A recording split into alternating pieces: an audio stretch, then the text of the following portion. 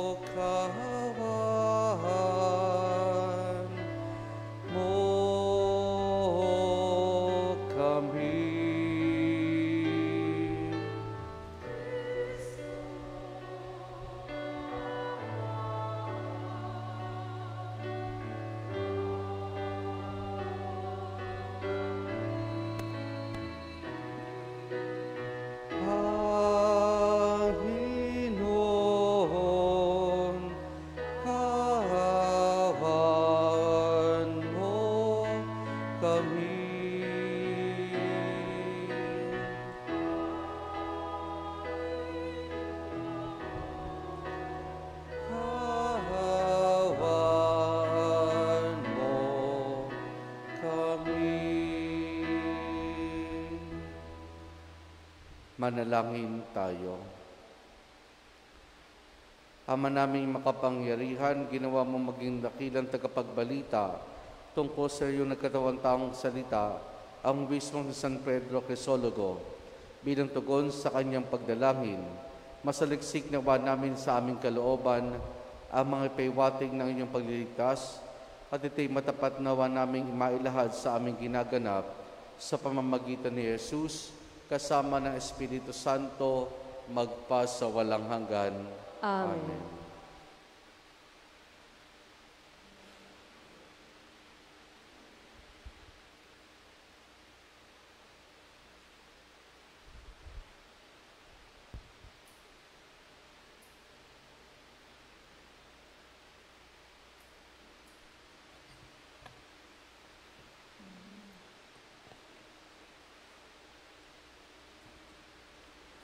Ang salita ng Diyos mula sa aklat ni Propeta Jeremias.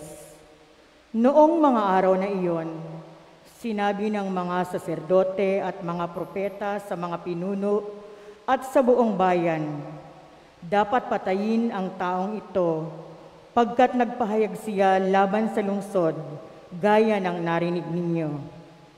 Sinabi naman ni Jeremias sa mga pinuno at mga taong naroon, sinugo ako ng Panginoon upang magpahayag laban sa templong ito at laban sa lungsod, gaya ng narinig na ninyo. Kaya nga, magbago kayo ng inyong pamumuhay at mga gawain, at sundin ninyo ang utos ng Panginoon na inyong Diyos. Sa gayon, mahahabag ang Panginoon at hindi niya itutuloy ang parusang inilalaan sa inyo. Ako ay nasa ilalim ng kapangyarihan ninyo Maaari ninyong gawin ang anumang iniisip ninyong matuwid at makatarungan. Ngunit ito ang inyong tandaan. Pag ako'y pinatay ninyo, pumatay kayo ng taong walang kasalanan. Ito'y magiging sumpa sa inyo at sa lungsod na ito, pati sa lahat ng naninirahan dito, pagkat alam ninyong sinugo ako ng Panginoon upang sabihin sa inyo ang mga bagay na ito. Nang makapagsalita si Jeremias, sinabi ng mga pinuno at lahat ng tao sa mga saserdote at mga propeta, hindi dapat hatulan ang kamatayan ang taong ito, sapagkat ipinahayag niya sa atin ang ipinasasabi ng Panginoon. Subalit si Jeremias ay binabantayan ni Ahikam, anak ni Safan, kaya't hindi siya napatay ng mga ito. Ang salita ng Diyos. Salamat sa Diyos. Tugon sa Salmo, Poon ako'y iyong dinggin sa panahong iyong ibigin. Poon ako'y iyong dinggin sa panahong iyong ibigin. Iligtas mo ako ay sagipin. Sa putik na ito, tubig na malalim. Sa mga kaaway, ako'y iligtas din. Huwag ninyong tulutang ako ay maanod, dalhin sa malalim at baka malunod. Hahantong sa libing ako pagkatapos. Poon ako'y iyong dinggin sa panahong iyong ibigin. Naghihirap ako't mahapdi ang sugat. O Diyos, itayo mo ako ay iligtas. Pupurihin ng Diyos aking aawitan. Dadakilain ko't pasasalamatan. Poon ako'y iyong dinggin sa panahong iyong ibigin. Kung makita ito niyong mga dukha, sila ay sasamba sa laki ng tuwa. Dinirinig ng Diyos ang mga may kailangan. Lingkod na bilanggoy, di nalilimutan. Poon ako'y iyong dinggin sa panahong iyong ibigin. Tumayo po tayo.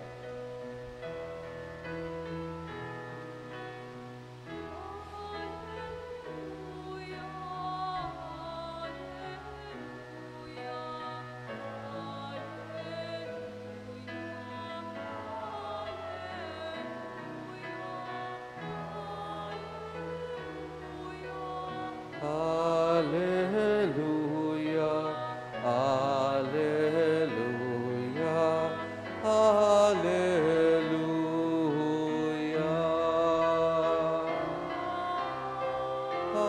Alleluia, alleluia,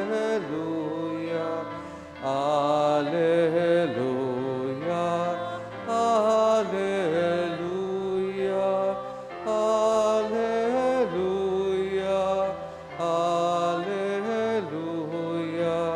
alleluia, alleluia,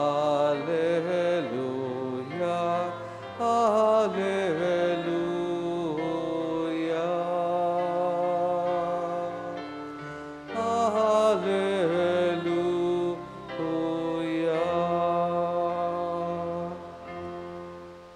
Sumainyo ang Panginoon. At sumaiyo rin. Ang mabuting balita ng Panginoon ayon kay San Mateo. Papuri sa iyo, O Panginoon. Noong panahong iyon, nang makarating kay Herodes na tetrarka ang balita tungkol kay Jesus, sinabi niya sa kanyang mga lingkod, siya'y si Juan Bautista na muling nabuhay, kaya siya nakagagawa ng mga himala. Si Herodes na nagpahuli, nagpagapos at nagpabilanggo kay Juan. Ang dahilan ay si Herodias na asawa ng kapatid niyang si Felipe. Lagi sinasabi ni Juan kay Herodes, hindi matuwid na magsama kayo ng asawa ng inyong kapatid. Ibig ni Herodes ay papatay si Juan, ngunit natatakot siya sa mga Hudyo, sapagkat kinikilala nilang propeta si Juan Bautista.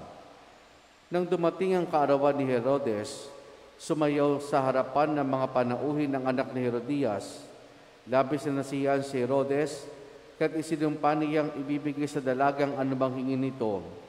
Sudyok ng kanya ina ay sinabi sa dalaga, ibigay po ninyo sa akin ngayon din sa isang pinggan ang ulo ni Juan Bautista.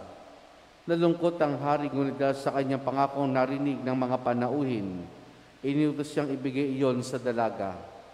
Kaya't pinapagutan niya si Juan sa bilangguan, inilagay ang ulo sa isang pinggan at binigay sa dalaga. Dinala naman ito ng dalaga sa kanyang ina.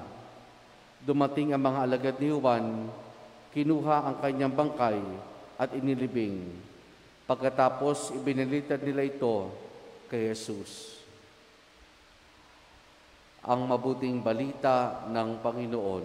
Pinupuri ka namin, Panginoong Hesukristo. Magandang umaga po sa ating lahat.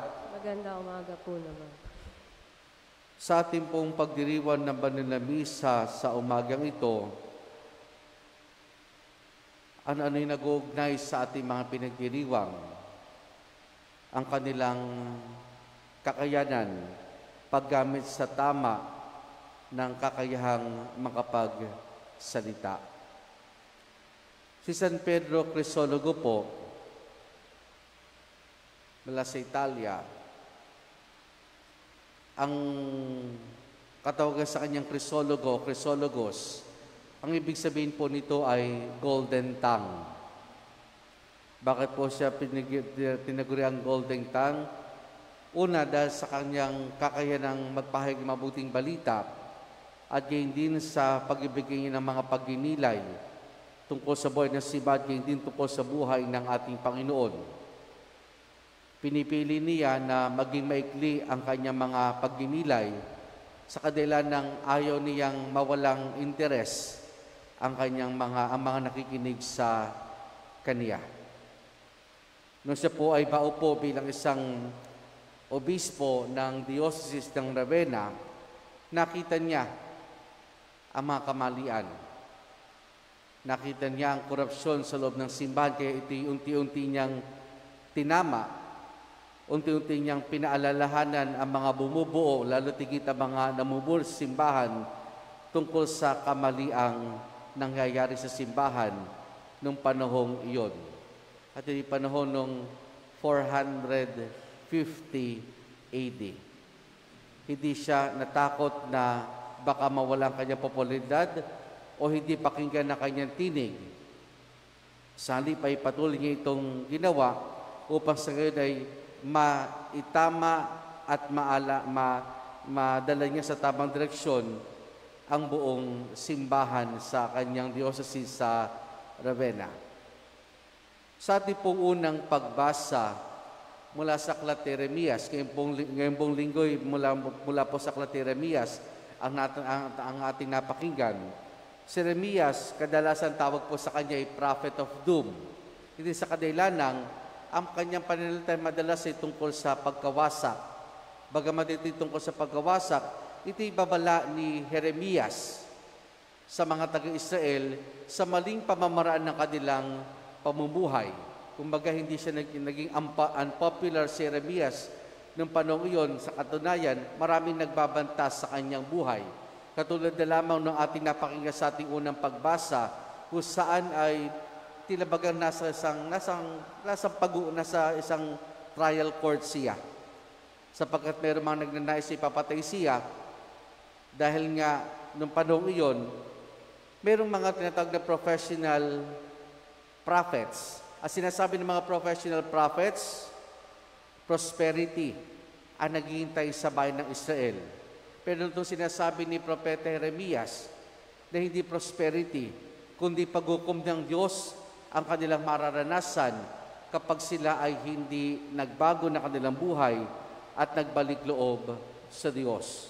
Bagamat malalagay sa bingit ng panganib at hindi sa kamatayan ng kanyang sarili, hindi nangimi si Jeremias na ipahayag ang ipinapahayag ng Diyos sa kanya. At panghuli, sa ating ebanghelyo, si Juan Bautista, ang tinig sa ilang. Siya yung pandalas nagpapaalala kay Herodes na mali ang kanyang ginawa na kuhanin ang asawa ng kanyang kapatid na si Felipe. Dito, kapansin-pansin na gustong-gustong mapakinggan ni Herodes sa panalita ang pangaral ni Juan Bautista, bagamat siya inuusig ng kanyang konsyensya.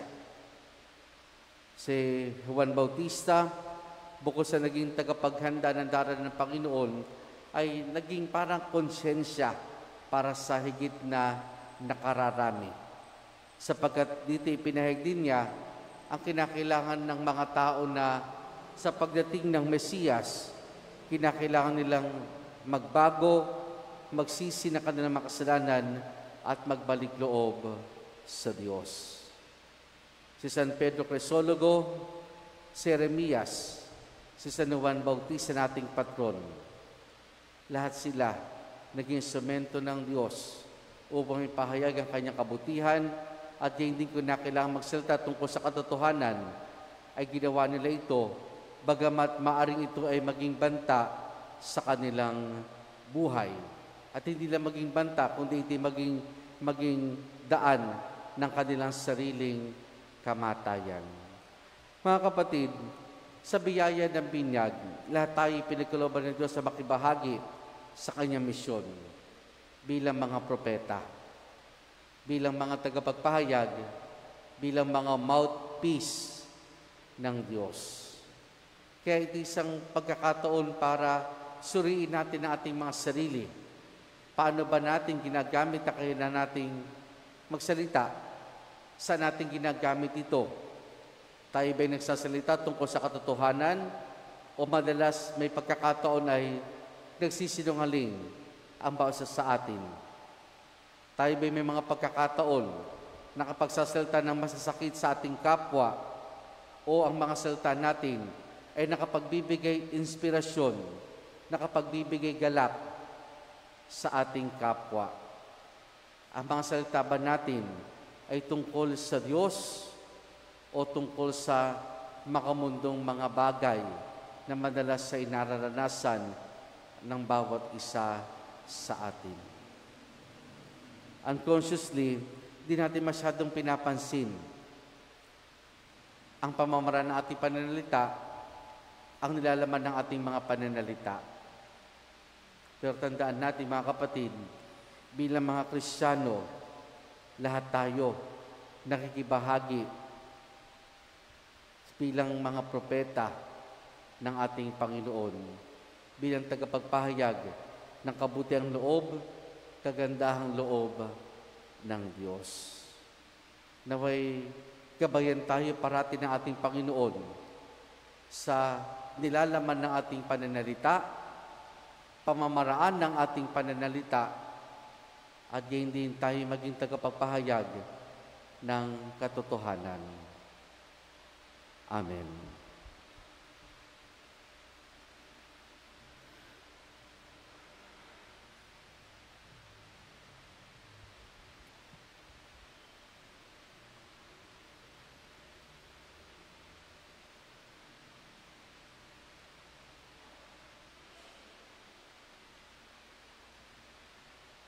Natitipon tayo kay Kristo na nagwagi sa lahat ng kasamaan. Lakas loob tayong lumapit sa Ama, kasabay ng ating mga panalangin, ang ating itutugon. Panginoon, dinggin mo ang aming panalangin.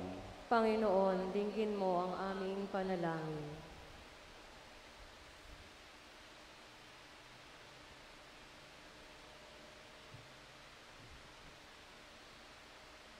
Ang simbahan naway mapanibago at magbigay saksi sa mga tamang pinahahalagahan sa buhay upang makatulong na maitindig ang mundong nasadlak sa pagkakasala. Manalangin tayo sa Panginoon. Panginoon, dinggin mo ang aming panalangin. Ang mga nagdirigmang mga bansa naway matutong mamuhay sa pagkakasundo at pagtutulungan para sa pagpapanumbalik ng kapayapaan sa daigdig. Manalangin tayo sa Panginoon. Panginoon, dinggin mo ang aming panalangin. Atin nawang itaguyod ng buong puso ang katotohanan at labanan, ang pagtago at pailalim na impluensya ng kasamaan. Manalangin tayo sa Panginoon. Panginoon, dinggin mo ang aming panalangin. Ang mga may sakit naway tumanggap ng kasiyahan ng pag-ibig ng Diyos Mula sa mga taong kumakalinga sa kanila, manalangin tayo sa Panginoon. Panginoon, dinggin mo ang aming panalangin. Ang mga tapat na yumao, naway makarating sa pangakong walang hanggang tahanan. Manalangin tayo sa Panginoon. Panginoon, dinggin mo ang aming panalangin.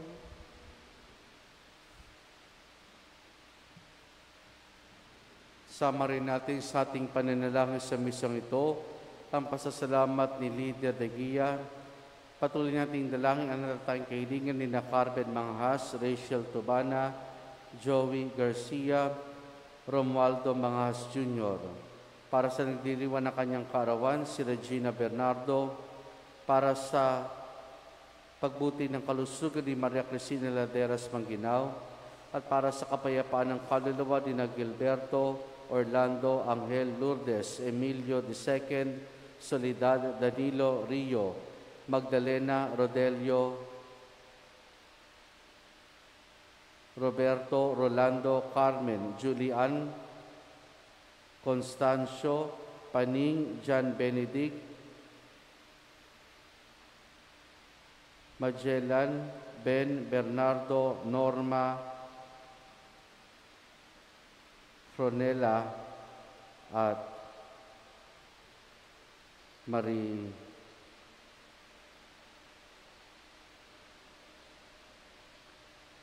Marilao, Mariano, Marine.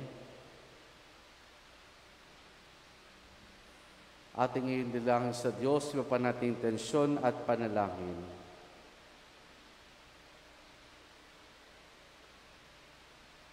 Makapangyarihang Diyos sa Ama, habang itinataas namin sa iyo ang aming mga panalangin, nagpapasalamat kami sa iyong anak na siyang lumubig sa kasalanan at kamatayan.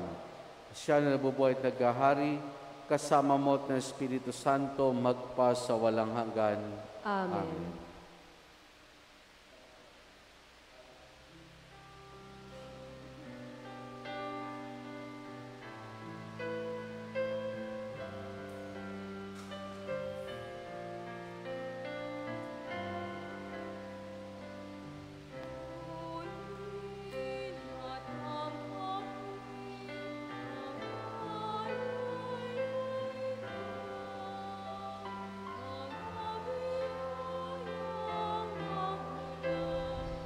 Sa pagpapala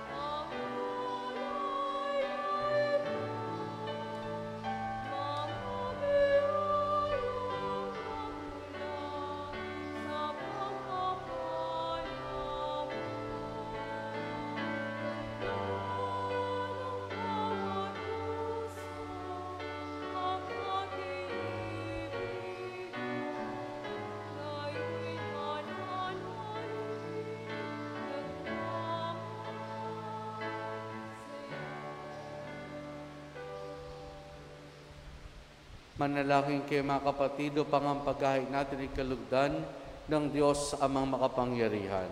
Tanggapin nawa ng Panginoon itong paghahain sa iyong mga kamay, sa kapurihan niya at karangalan, sa ating kapakinabangan at sa buong sambayanan niyang banal. Ama naming lumikha, tunghayan mo ang mga alay na nasa dambana. Ngayon kami naghahain para si San Pedro Crisologo ay magunita sa kapagpapatawad ng aming mga kasalanan ay sa katutupad ng aming pagsamba sa iyong ngalan. Sa pamamagitan ni Jesus, kasama ng Espiritu Santo, magpa sa walang hanggan.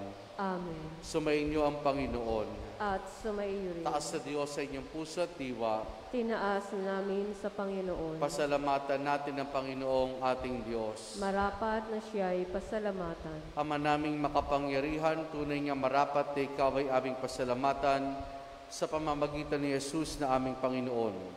Kayo si San Pedro Crisologo ay pinararangalan sa pamumuhay niyang totoong uliran at pagiging masan sa panunungkulan.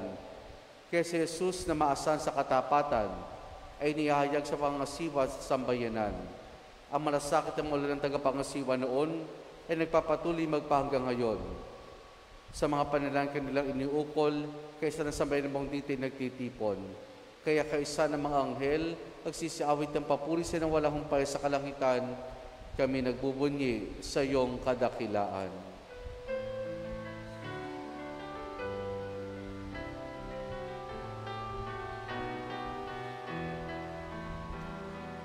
Santo, Santo, Santo, Panginoong Diyos, napupuno ang langit at lupa ng kadakilaan mo. Hosana, Hosana, Hosana sa kalitasan. Hosana, Hosana.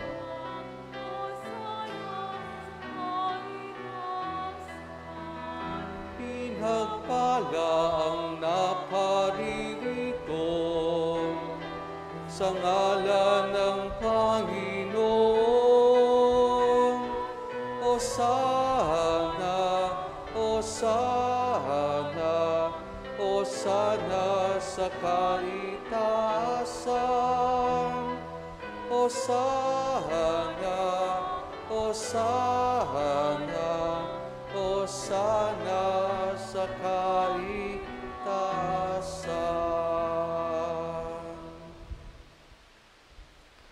Ama naming banal, ikaw ang bukal ng tanang kabanalan. Kaya sa pamamagitan ng Espiritu, gawin mong banal ang mga kaloob na ito upang para sa amin maging katawan at dugo ng aming Panginoong Hesukristo. Bago niya pinigtiis ang kusang loob na maging handog, hinawakan niya ang tinapay, pinasalamatan kaniya, pinaghati-hati na yon. Iniabot sa kanya maalagad at sinabi, tanggapin ninyong lahat ito at kanin itong aking katawan na ihahandog para sa inyo.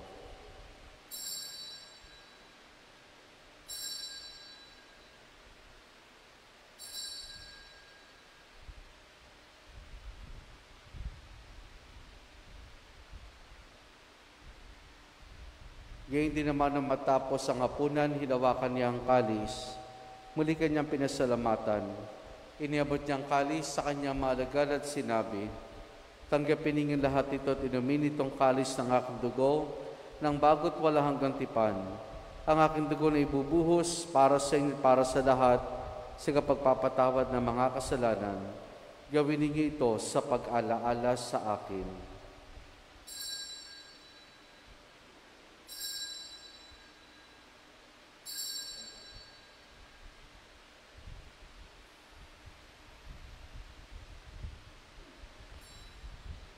Ang misteryo ng ating pananampalataya.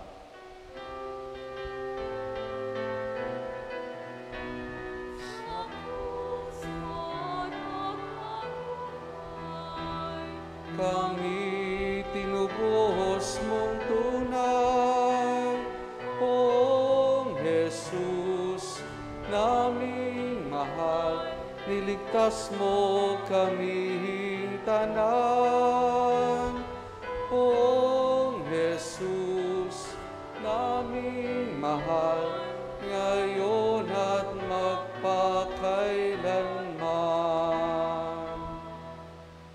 Ama, ginagawa namin ngayon ang pag-alaala sa pagkamatay at muling pagkabuhay ni anak, kaya tiniyalay namin sa iyong tinapay na nagbibigay buhay at ang kalis na kakaloob ng kaligtasan.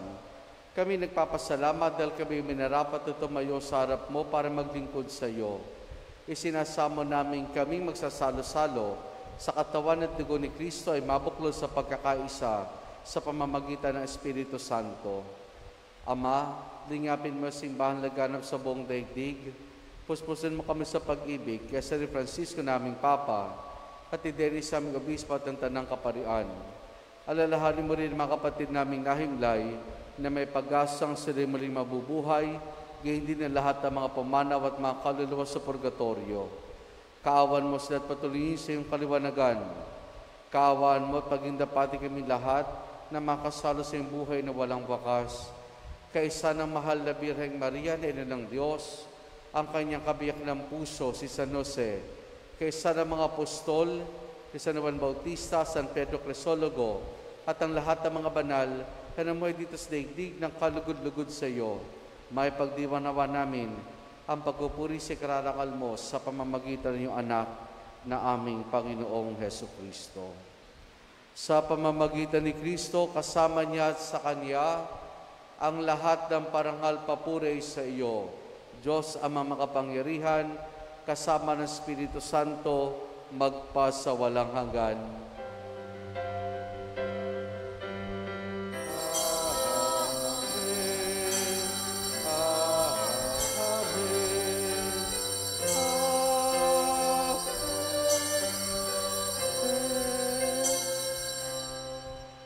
Sa tagubilin mo nakagagaling na utos sa turo ni Jesus na Panginoon natin at Diyos, ipahayag natin ng lakas loob.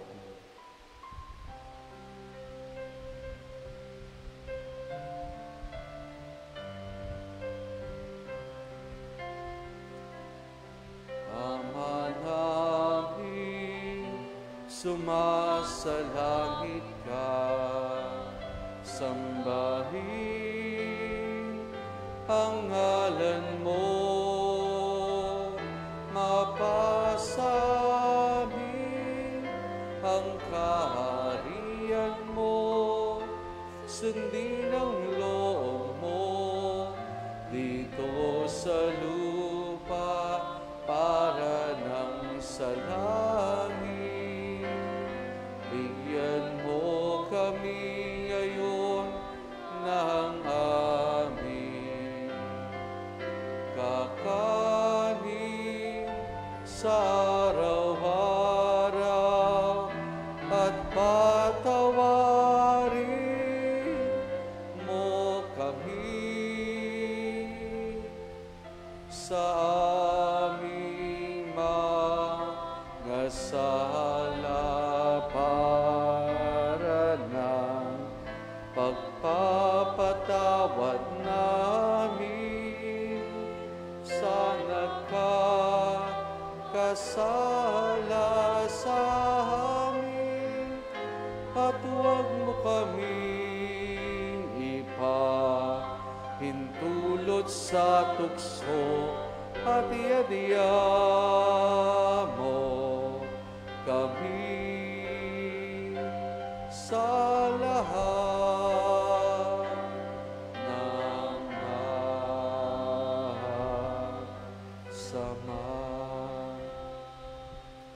Hinihiling namin kay Maria sa lahat ng masama, pagkalooban ng kapayapaan araw-araw, iligtas sa kasalanan, at ilios lahat ng kapahamakan, samantalang aming masayang pinananabikan ang dakilang araw ng pagkapahayag ng tagapagligtas naming si Jesu Kristo. Sapagkat iyo ang kaharian at ang kapangyarihan at ang kapurihan magpakailanman. Amen.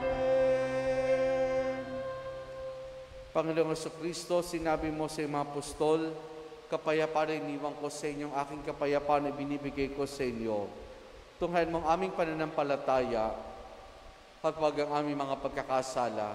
Pagkalooban mo kami ng kapayapaan at pagkakaisa ayon sa iyong kalooban, kasama ng Espiritu Santo, magpa sa walang hanggan. Amen. Ang kapayapaan ng Panginoon ay lagi nawang sumainyo. At sumaiyo rin. Mga kapatid, maghangad at pagbahagi po tayo ng kapayapaan ni Jesus sa isa't isa. Peace be with you po.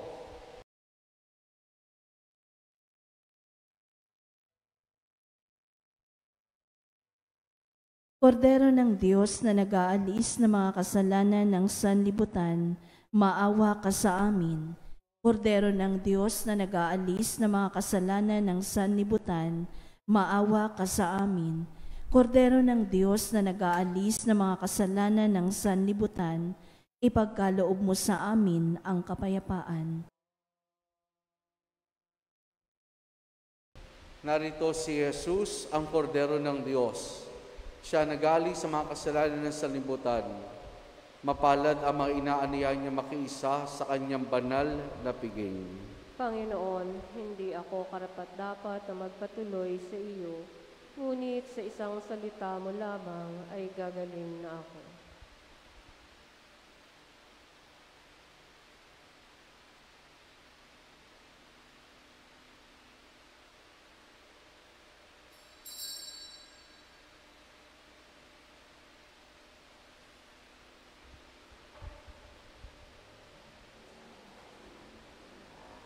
Spiritual na pagtanggap ng komunyon.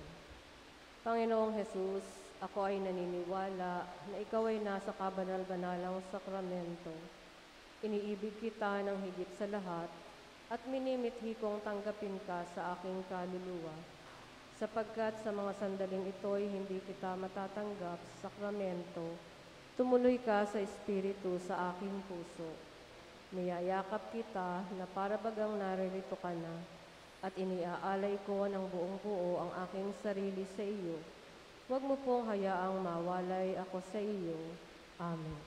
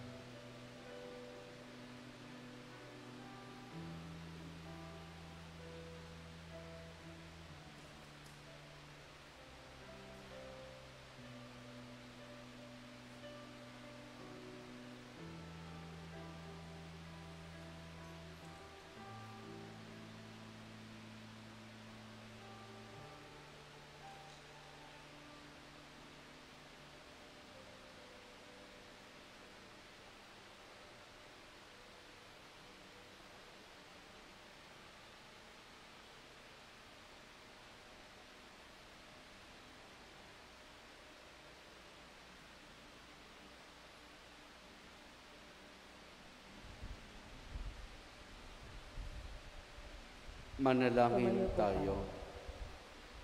Ama naming mapagmahal, kaming nagsipakinabang ay dumadalaking ang pinananaligan na uliran namin si San Pedro Crisologo ay maipahayag namin at ang tinuro niya ay magawa naming ganapin sa pamamagitan ni Jesus kasama ng Espiritu Santo magpasawalang hanggan.